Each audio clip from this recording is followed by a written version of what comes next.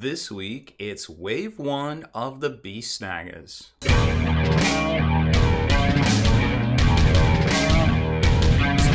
Spiky Bits. Welcome back, Hobby Maniacs. I'm Rob Bear from SpikyBits.com, and we're going to go over Wave 1 of the new Orcs Beast Snaggas for Warhammer 40k, because it's pretty much everything that came in the Beast Snagga army box a while back. And I think it was very important that we talk about that, well, plus the Beastboss, which we'll also unbox. But I figured we'd talk about that, the value, look back at the army box to see what it's actually worth and how much we thought it might be worth versus getting that early access, getting that intrinsic value, right? And then kick it back to past Rob to go over the unbox and build and close it all out. So let's start right here on our new valuation of the Beast Snagga Army box, which is still available out there on secondary markets for about $300, but which is $100 over retail. But as you'll see right here, paying $300 for this might not be a good deal because, well, besides getting the sweet full art Beast Snagga, well, it's the normal Orc Codex cover, you really don't get anything else, air quotes, of value in here unless, of course, you purchased it a while back in July when this came out, because, you know, getting this gave you that early access to the Orc Codex itself. And it seems like GW is going to be doing this going on into the future. We've seen it in a couple of releases for Sigmar. I know I'm trying to work. And also Sisters of Battle. Now we're seeing it for Orcs. We're going to see it for Black Templars. You know, it's almost like it's built in. I want to call it early access, but it's really feel we're missing out. Let's talk about it. You know, like it's, oh, I got to get this because I got to get the rules early and I got to see what's going on with my army. And okay, cool, I get some models and I get it at the value. You do get it at a value. You save about $75 if you're going to buy all of these normally. So Zodgrod came in at $40. We had them estimated at $35. The Squig Hog Boyz came in at $60. That includes the knob on Smash a Squig and Bomb Squig, which we thought were going to be sold separately. So that's kind of an interesting development that they put all of that into one box. We thought it was going to be $50 for the 3 models, ended up being $60 for the 4 models plus the Bomb Squig. 20 Beast Snagga Boyz for $100 is $50 for the box, or $50 each for the box. The Codex at $50. Pretty standard, but you could say it's a collector's edition and it's technically worth more, I suppose. And the data cards at $25, so giving you a total MSRP of $275. So your value, because remember when this came out, it was $20 or $200. $20. You can't buy anything for $20. And so giving you a total value of $75. And the only other new release this week is the boss for them, which we have right here, which we'll take a look at, and then take a look at the rest and get them on the table and see how they compare to other models. So here's the Beastboss for the Orcs, and I think this little guy right here was $40, I want to say. I forget exactly. Beastboss, $35. So he's $35, and he probably, you know, he's not as chonky as the Mega Boss or the Orkin Mega Armor for that's coming in the Combat Patrol. He's only one of these sprues, where the Mega Boss that comes in the Combat Patrol is 2 of these sprues. So I imagine that's going to be you know, selling for a lot more, maybe more around the $45 version. But this, for the most part, it's all one pose. It's not push fit. It is kind of, you know, you got to glue it together. It's technically multi-part, but it is not multi-part in the sense that you can customize it. So it's going to go together. Whoops, we skipped this step right there. So there's your sprue, 50 mil base, pretty standard stuff. It goes together like a clamshell. So he's got his little beastie skirt right here that's going to glue on the back, and there's going to be some voids inside of it. Then his back actually glues on here, front, rest of the skirt. And it kind of gives you an idea of what it's supposed to look like there. And then all of this goes together down the side. And let's see. That looks to be like 2 separate arms. There's a couple of parts there. And there's just a lot going on with this. It's like you're just clumping details on details. His head is 3 different parts, including the lower, looks like teeth or jaw, and then he's got a whole nother separate exo jaw right here that's going to clamp together. And once you get that assembly made, it goes onto here, and then he even has 2 little horns a la Gazgul to go on each side. And then he's got some stacks on the back. I can't tell exactly what those are. It looks like they're broken horns now that I see it. And then he glues down to the base. So none of that is ETB, none of that is push fit. And then there's your stats for the data sheet. So let's get him clipped out and glued together and see what we think. So here he is, all assembled on his 50 mil base, and you can see, I mean, he's very well detailed. There's a lot going on. He's got this little gunner, grot, eye, squig thing, and you know, some little the extra pieces right here, but all the gaps are pretty much covered up. I mean, he looks very dynamic, although he is very busy. You can see these gaps right here, so always use that super thin Tamiya glue or plastic glue. It's just, you know, so it kind of fills it in as best as you can there. But I mean, he is basically only comes in this one pose, but there's plenty of area to customize it and do all sorts of cool, slick, orky paint jobs and checks and glyphs and all those things that orcs are pretty much known for. And then you can wet blend all the bone and stuff too up there. And comparing him to a Primaris Space Marine, well, he's definitely girthier. He's not taller, but definitely girthier. So more on par with what we would expect, perhaps, you know, in this day and age from an orky model for sure. So yeah, I'm definitely digging this guy. So let's kick it back to past Rob, Summer Rob, to take a closer look at the Snagga box and then pull it all together, because that is the rest of this week's releases.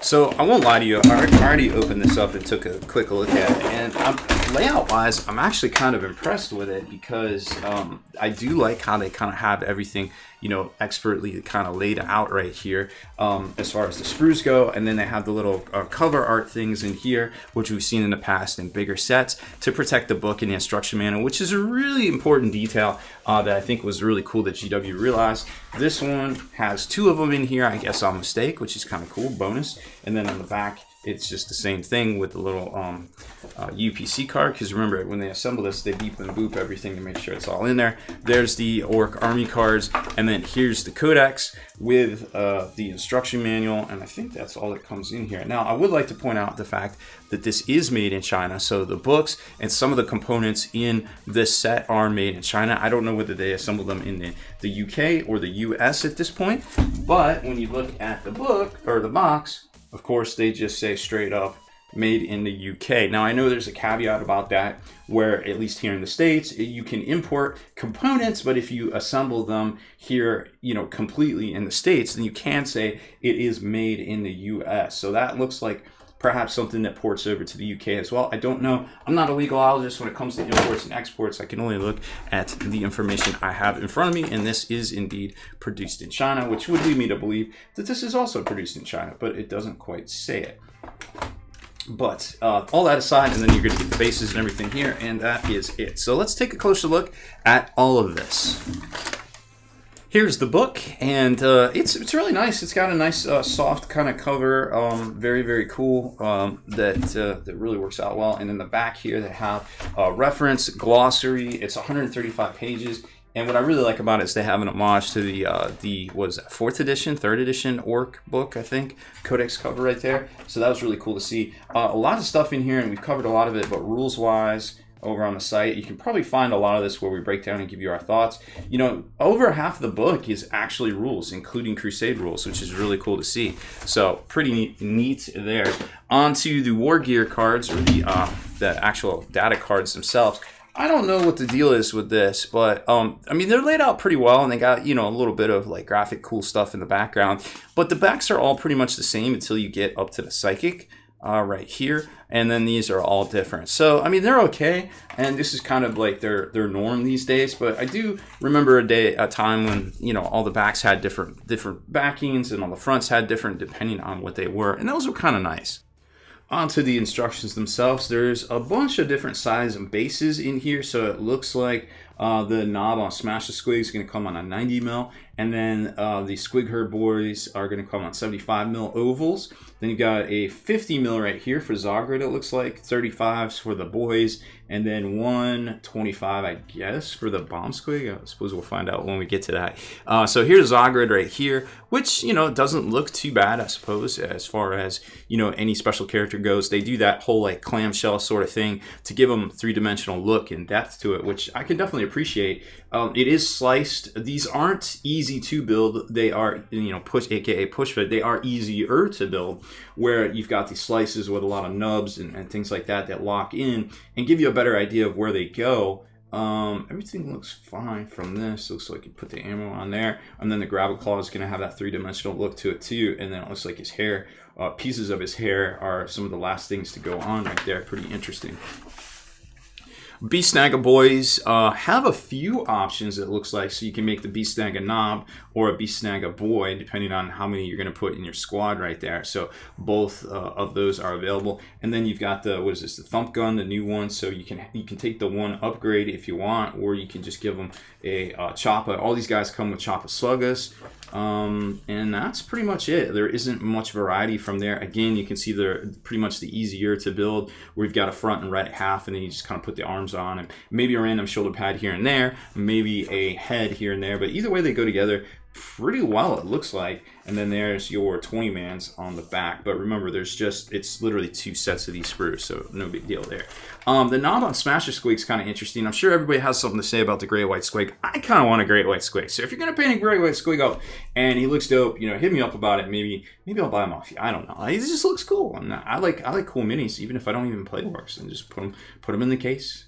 To oogle and ah. Anyways, so traditional kind of inside hollow area here, left and right half, kind of looks like a kind of a shrunk down head like orc, and then kind of spread out more like almost like an Ogren here, but definitely got some dinosaur kind of looks to it with this armored plate here. I forget which one they would ram each other. That was their whole point. They would just, I guess goats do it too at some point. But what I really like about this is the variation to it. So you can do this this robot leg, this bionic leg here, or you can take these 2 different torsos depending on what you want to do.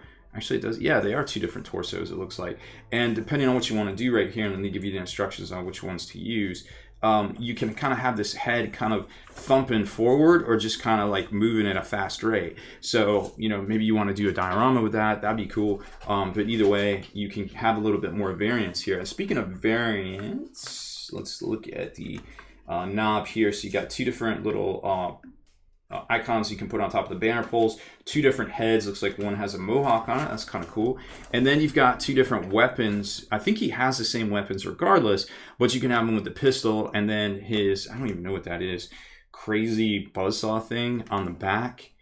And then he's with the pistol in the air, point blank style, or he can be have his weapon in the air.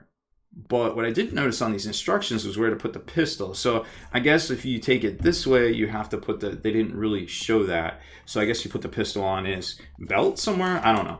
I'm sure we can figure it out. Or maybe we can't. I don't know. We'll figure it out. Squig Hog boys, they look to be, just from the instructions, a little bit smaller. But I think they look pretty cool. So this guy has a little orc duder on the back. And then looks like left and right halves. This goes together pretty much the same as the Smash Squig. And then you've got this dude hanging off. I think this was the one they showed the most on all the previews and stuff. Left and right half of the body right here starts getting that all assembled, and then he's got a spear. I don't even know what these guys are armed with. I gotta look at their stats. I love this one here with the little motorbike back to him. I don't know which one we're gonna build yet, but the fact that it has little smoke or little dust cloud going on it is pretty hilarious. I love that. And then last but certainly not least, they have the little bomb squig duder right here that I guess goes off and does bob squig things. So let's take a closer look at the sprues now. We'll start off with Zodgrod right here, a very interesting and dynamic upgrade sprue right here. So he's got a lot of real estate as far as plastic wise. But, you know, all the stuff looks to be on one plane, so you will have to do a little bit of flash and trim removal. But other than that, I mean, it looks pretty simple, just a lot of halves kind of sandwiched all together, with very little extraneous parts except for the barrel or the ammo drum that goes right in there on his Snagga. So keep an eye out for that one. Next up, we'll do the Squig Hog boys, because these guys are very similar to what we saw with the Outriders, except they are not easy to build. So these are not push fit kits. They're just easier to build. So you're going to get 3 squad size sprues in that box there. Now again, they're all pretty much on the same plane, meaning that yes, you are going to have to do a little bit of flash removal because everything is going to be coming off like that. And they all go together, you know, front and left, side and side, sort of halves. There's going to be, like, you know, a few points and nubs and things to line them up, but for the most part you're going to want to dry fit a lot of this. But the details, you know, super sharp and crisp. I mean, from the scaling and everything like that, the actual kits to the stickers, and I guess these little guys that hang on there are called saddle gits. Pretty interesting stuff. Didn't quite know what that was all about. Oh, actually, I might have misspoke. Yep, I sure did. Shows what I know. Some hobby expert. So this is actually the knob on Smash a Squig. So you're only going to get 2 in the Squig Hog boys. This is the knob on Smash a Squig. Now this is its own fast attack choice, believe it or not. He's not an HQ. I mean, there's enough stuff at HQ in the Elite at this point. I don't think anybody's going to quite complain. And then this is just a big chopper as far as weapons go. I looked it up. So, but there's 2 different ones: the loose one and the full one, depending on how you want to arm your particular guy here. So lots of room for variation if if that's your thing. The back halves are going to be the same and the front halves are going to be varied depending on what head you want to put on there. So make sure what pose. It's the same head, but what pose if you want them ramming or if you want them just kind of like moving fast. I want to go fast. I want to go fast. But the rest of the detail looks great on here. Again, it's not easy to build. It is easier to build, I guess, is basically the way. And then there's 2 of these identical sprues of the Snagga boys. They literally get 10 models per the sprue because there's not a lot of variations. You don't get Slugga Choppa. You do get Slugga Choppa. You don't get Shooter. So there is one thump gun somewhere on the sprue, I'm sure. I just haven't quite seen it yet. That you can put in there. But I mean, they all look pretty dope. I mean, super crisp detail. They got these crazy looking, choppas, not the old traditional choppas that we're all used to. Everything looks good as far as that goes. So very, very interesting that this is only 2 squad size sprues. So if it does end up being $50 or $55 or even $60 for this kit, it's, I mean, compared to Primaris, it kind of makes sense in GW money. And here's Zodgrod. So he is a chonker for sure. This is a 50 mil base, believe it or not. And he's got a lot going on this miniature. I mean, the detail looks great. The only thing, that's slightly out of place is perhaps you want to drill out that Slugga. But other than that, I mean, it's super dynamic. I mean, look at this thing. So much posing, so much, motion, assumed motion and things. He's even like, that's my voice for him. See, that's my voice. But if I was going to field this guy, definitely going to paint him up. And remember, too, for all this area around here, use some of that Liquitex resin sand because it'll blend the terrain elements of plastic into the base a little bit better than just being quite obvious right here. And then I don't know if this is GW's play to make you use your textured paint, but you don't necessarily have to. Comparing him to other miniatures out there, so there's a Primaris Marine. So he stands, I mean, if you're standing up, I guess they're both kind of crouching down, so they both be about the same size, so he definitely is Primaris-ish. And then a Death Corpsman for Forge World, well, you get the idea there. Definitely the sizing is about right. For the Snagga boys, these came out pretty well. This is the boy version of the knob, and then here's the knob right here that you can build out of the same kit, basically. Same torso options and such, I believe. I don't know. I don't even remember at this point. But you can see he's got a lot going on. Very, very well detailed. Go together great. All the seams and everything are pretty well hid. Sometimes there might be a little bit of a gap, but if you use a little of that super thin Tamiya glue, you'll probably not have any issues with that. I was just going kind of fast to get these assembled. And then the normal boy, I wanted to do that thump gun thing because I thought it was really cool. It just looks like a kind of an orky blunderbuss sort of thing. Definitely don't want to be on the receiving end of that. But very, very cool. You can definitely tell these are computer designed at this point because there's a lot of raw edges and things, but they're not un-orky in any way, definitely. But I do like all the shape, and the scaling seems to be pretty good. And I'm sure a lot of people are going to appreciate these and the new Boyz themselves because, you know, they just look so much more better than those dated ones back from what, 2005, 2004. I don't even remember at this point. But they're very, very cool looking and definitely going to be intimidating on the tabletop.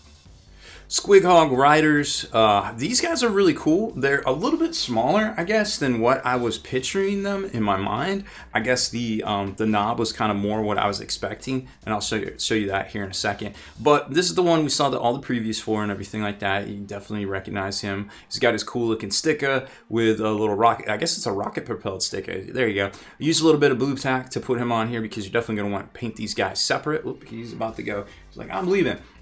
He's got his little saddle get on there doing saddle get things, but you can see he definitely, it's very easy to just kind of tack them on and paint them separately if you really, you know, care about such things and getting all your paint jobs right. Assembly wise, you know, you barely see the gaps. GW, it does really good when it comes to all of this. In the back, you're definitely going to want to use some super thin Tamiya glue or just any super thin glue in general, just so you get those gaps sealed up. And then size wise, here's how they compare to, give you actual sizing, to a Primaris Space Marine. So they are bigger than a Primaris Space Marine, but I think once we compare him to this knob right here, you'll kind of see what I'm saying. Like the knob is actually on a smaller base, which I guess would be good for combat and such. But then these guys, or did I do that wrong? I might have done that wrong. Yes, strike that, reverse that. That's why this looks so weird to me, because again, some hobby expert, right? This model is not on the right base. It's supposed to, whoops, he's supposed to be on this base. So that being said, that explains why the scale was a little off to me and why this looks so much bigger. But now that we know, because I only had time to get one of these together for you guys to show you in this video, now that we know, I'm sure all of that, you know, visual weirdness, I guess, will clear up. So I apologize for that in this video. Sometimes we get this stuff and, you know, it takes like 2 hours to go and drive and get everything all done and ready for you all on the weekend in my free time, which I try to have a lot of. Sometimes things go sideways. You know, sometimes the train comes off the rails, y'all. But we're here, we're doing it, we're getting it done. This guy just looks so dope and so fresh. And like I said, you can do the ramming head with this different front neck, or you can just have him kind of like this, like where he's going fast. And we did the choppa version up here, which I think is pretty dope. Didn't really go with the point blank gun shooting in the air, but yeah, he's very, very cool. I love this guy. I think he's got a lot of cool stuff going on, and now that we've cleared up the little base snafu, that makes a lot more sense, because this guy definitely lines up a lot better on here, and this guy lines up a lot better on here, and will not trick your eye into thinking things are weird like it just did for me. So I think overall this is a pretty interesting path to market for the orcs from Games Workshop, because they basically, you know, kind of paywalled the typical green skins into the Combat Patrol, which we also unboxed and built here on this channel that you can check out. They put out first newer models, newer updated. You could almost say these are Primaris version models of the orcs for hobbyists to, you know, kind of be early adopters on, or kind of on board with, to get that codex early. And then we saw, well, those Snagga boxes did definitely sell out. Now that we know the actual value inside, I mean, you know, it's good to actually get value, but it wasn't as much value as we had thought.